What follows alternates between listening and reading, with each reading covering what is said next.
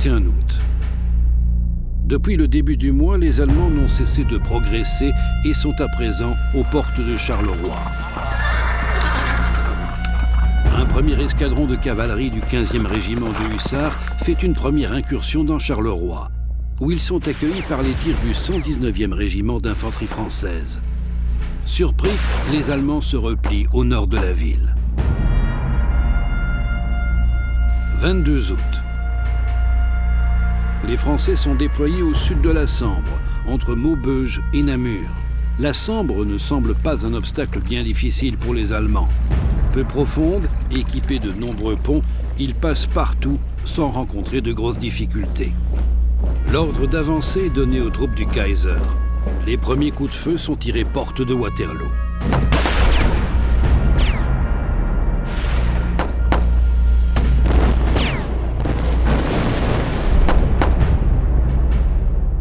Rapidement, les Allemands sont en ville.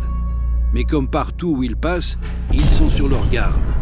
Pour éviter les ripostes d'éventuels francs-tireurs embusqués, ils mettent systématiquement le feu aux bâtiments des grandes artères qu'ils traversent.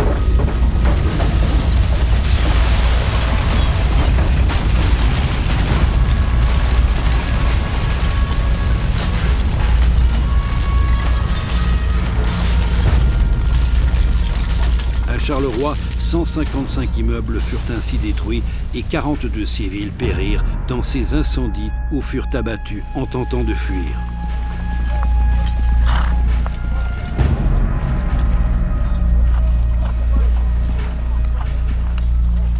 Au matin du 23 août, Charleroi fume encore des incendies allumés la veille. Le bourgmestre Émile Devreux part à la rencontre du général von Barfeld qui commande les troupes qui tiennent la place.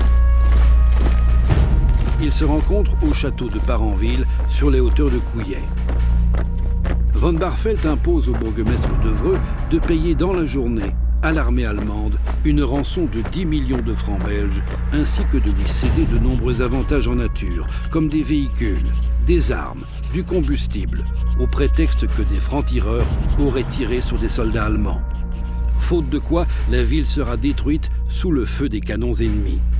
Cet arrangement est connu sous le nom de traité de Couillet. Devreux réussit à rassembler la somme exigée et épargne ainsi sa ville du feu ennemi qui continue, lui, sa progression vers Maubeuge, au sud.